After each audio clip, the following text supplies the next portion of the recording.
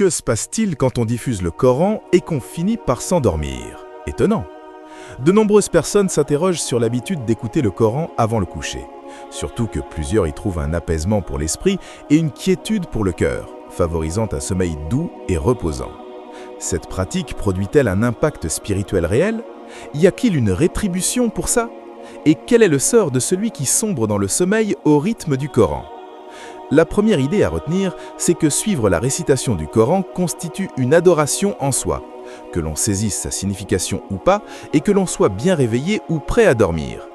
Allah, l'élevé, déclare « Quand on récite le Coran, prêtez-lui une oreille attentive et gardez le silence pour obtenir la miséricorde. » Sourate Al-Araf, verset 204. Cela montre que l'écoute du Coran fait descendre la miséricorde divine. Pour celui qui suit le Coran avant de s'endormir et qui finit par dormir à son écoute, il demeure baigné dans cette bénédiction. Quand le sommeil surprend l'auditeur pendant la récitation coranique, son cœur reste lié aux mots d'Allah. Les érudits confirment que quiconque s'endort dans un état d'obéissance peut être préservé par cet état. Les avantages psychologiques de l'écoute du Coran avant le repos nocturne.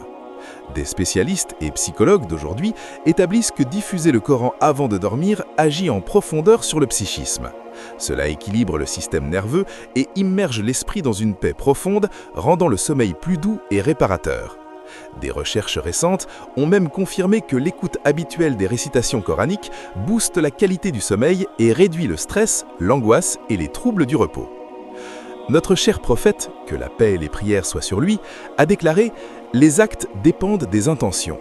Donc celui qui vise le bien, entame son action, mais surpris par le sommeil, obtiendra la récompense de son intention. Un hadith authentique rapporte aussi que le démon fuit la demeure où l'on récite la sourate Al-Baqarah. Alors imaginez pour celui qui diffuse le Coran au moment du coucher, transformant son foyer en havre pour les anges.